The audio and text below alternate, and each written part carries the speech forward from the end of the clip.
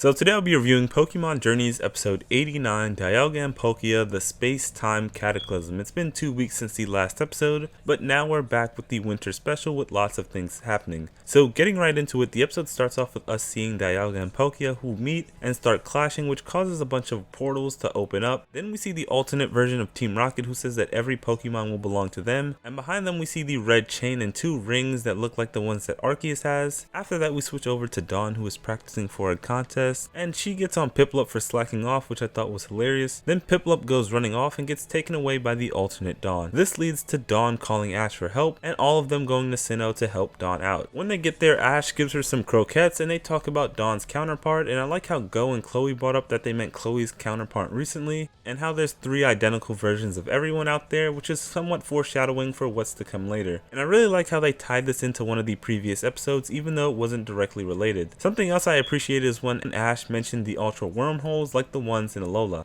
And as they're talking, we see Team Rocket swoop in and catch Pikachu, but Ash and Goh send them flying with Lucario and Inteleon. Then the alternate world Team Rocket appears out of a gate and starts attacking with Meowth, who uses Dark Pulse, causing Lucario and Cinderace to end up getting captured. And this leads to Dawn and Goh chasing them in through a gate, and when they get to the other side they realize that something is off, so they go to Dawn's house to investigate, and when they get there they realize that there are no flowers and that there are no Pokemon anywhere. And after they check her room, she realizes that it's the alternate Dawn's room, and while looking through her room she finds out that this Dawn took 2nd place in the Sinnoh League, which is actually very impressive, which makes me wonder if Dawn's mom is like the old champion or like an Elite 4 member. Either way, 2nd place in the Sinnoh League is very impressive, which likely means that she faced Tobias in the finals, which is a battle I'd love to see. After that, Dawn realizes that both of them are different people, but they both started with Piplup, and that's when the alternate Dawn walks into her room with our boy Piplup. So after talking to the other Dawn, she forgives her for taking Piplup, and Goh asks why there are no Pokemon here, and that's when she takes them to meet her Piplup, who got turned into an egg along with all the other Pokemon, which she says started due to the strange holes opening up, which caused some Pokemon to forget their moves and others to turn back into their pre-evolved state. Then she talks about what led her to taking Piplup, and Goh says it sounds like time and space are being distorted, and says that there are Pokemon that have something to do with this, and Dawn points out that it's Dialga and Palkia. Meanwhile, back in the main world, Ash and Chloe are getting worried about Dawn and Goh, and Ash talks about getting to the other world, and Chloe asks if there are any Pokemon with the power to do so, and Ash says Palkia, so they end up going to the Canalave Library to get more information, and they end up meeting Cynthia, who Chloe meets for the first time, and they talk about what's going on, and this includes a reference to Arceus, which I thought was interesting. This could mean we may get future Legends Arceus arc. So Cynthia says that this could be caused by Palkia's tremendous power. Then the alternate Team Rocket shows up, and Cynthia sends out Garchomp, and Meowth attacks and counters with Slash, and Cynthia tries to use reverse scale, but Garchomp can't because of the particles in the air, which also stops Pikachu.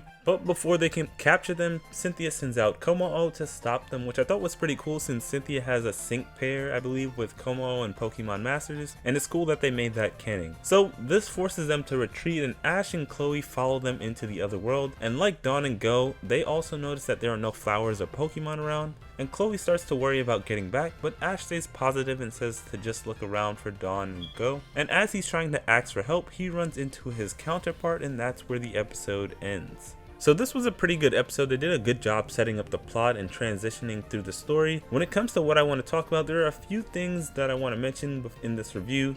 The first being Dawn's team, which is seemingly unchanged since her last return in Black and White, which was 3 generations ago. And this isn't and is a problem for different reasons. This isn't a problem since she only had 2 possible Pokemon to evolve anyways, those being Quilava and Baneri, since Piplup wasn't going to evolve. But it is a problem when you compare it to other characters in their return, specifically Iris recently in May's return in Sinnoh. Since in May's return, her Eevee became a Glaceon, her baby Squirtle became a Wartortle, and her Bulbasaur became a Venusaur. I can ignore the contest stuff for now, but Baneri and Quilava not evolving just doesn't seem right when you compare it to the other characters, especially since recently we saw Iris actually evolve all the way into Haxorus, and we know that Iris caught a Gible and a Goodra, so hopefully one of them evolves later on, or maybe we'll see Dawn with some new Pokemon. It could be possible that Quilava will evolve since it evolved in the last Diamond and Pearl special. Main Dawn aside, I'm still impressed with how alternate Dawn took 2nd place in the Sinnoh League, and probably in her first try too. since, in case you were unaware, her being the runner-up is a reference to how she was the runner-up in the Grand Festival on her first try. So that pretty much covers everything I want to talk about in this episode. We still don't know what Team Rocket is up to yet, but it seems like they're behind everything that's going on, so the next episode should be interesting. I'm also wondering if they'll have a Legends Arceus tie-in. But with that being said, let me know what your thoughts on this episode are and what you want to see next time. With that being said, be sure to like and subscribe if you're interested. I'm almost at 1K subs and would appreciate it. Thanks for watching, and bye.